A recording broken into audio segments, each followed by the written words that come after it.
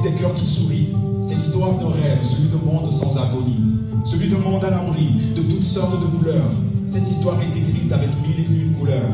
C'est l'histoire de la vieille dame du social, la fondation de Nice. C'est l'histoire de la vieille dame du social. C'est l'histoire de nobles gens, d'hommes et de femmes qui refusent d'être différents quand survient le drame, qui de 1001 manières accompagnent les plus démunis, offrent du réconfort à ceux et celles qui ont mal à la vie. C'est l'histoire de la vieille dame du social, la fondation de Nice. C'est l'histoire de la vieille dame du social. La fondation de Nice, c'est l'histoire de la vieille dame du social. La fondation de Nice, c'est l'histoire de la vieille dame du social. 1874, le besoin s'est fait sentir de mettre en place une structure qui aide les jeunes à s'en sortir, qui les aide à s'accomplir, à grandir et se construire, en leur offrant de quoi avoir foi en l'avenir. Œuvrer à la protection d'une enfance en danger, améliorer les conditions de vie de la jeunesse délaissée, voilà les quelques missions qui ont été assignées au patronage Saint-Pierre aussitôt qu'il fut créé. Et au fil des années, les perspectives ont évolué. Pour plus d'efficacité, les champs d'action se sont diversifiés.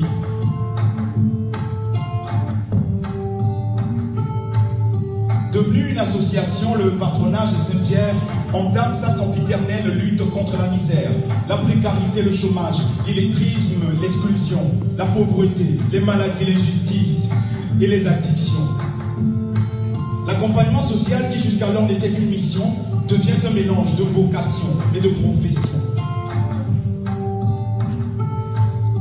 Reconnue d'utilité publique pour toutes ses actions, l'association se transforme en fondation. Entre différentes innovations, elle a réalisé d'innombrables œuvres.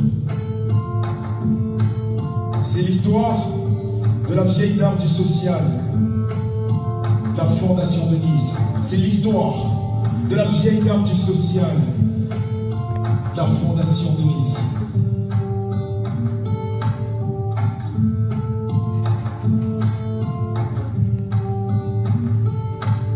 Plus d'un siècle de travail acharné, plus de 40 métiers pour plus de 400 salariés, 12 000 personnes accompagnées à l'année.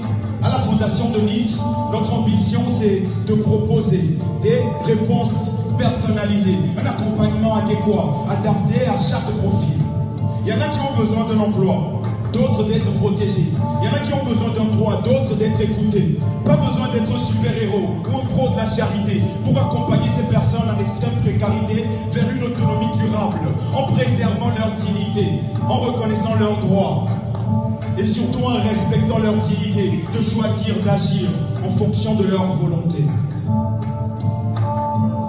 Entre le travail père et la ressourcerie, entre l'auto-école sociale et la halte de nuit, entre la collecte de jouets et la méthode iodée, l'innovation sociale reste au cœur de chaque projet.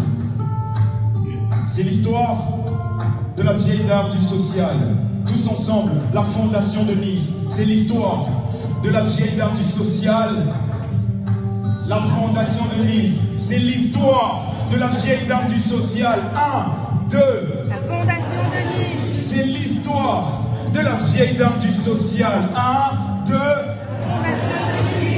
C'est l'histoire, mesdames et messieurs, de chacun d'entre vous qui donnez votre cœur, votre énergie, votre amour pour perpétuer l'œuvre d'Ernest Michel, l'héritage de Louis-Xavier Michel, qui, eux deux, voulaient insuffler de la joie aux âmes meurtries, qui voulaient redonner le sourire au cœur affaibli, qui voulaient protéger les esprits oubliés, qui voulaient défendre toute personne en situation de précarité. C'est l'histoire de la vieille dame du social.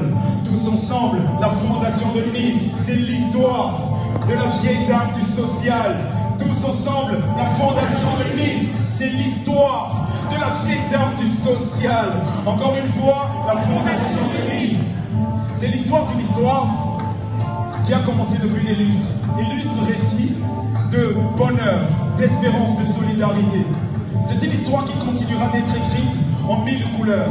Ce sera l'histoire de nobles gens qui ne resteront jamais indifférents face au drame, qui continueront d'offrir du bonheur à ceux qui ont mal à la vie. Et s'il fallait résumer cette histoire en une phrase, je pense qu'on dira qu'il faudrait refuser la fatalité de l'exclusion.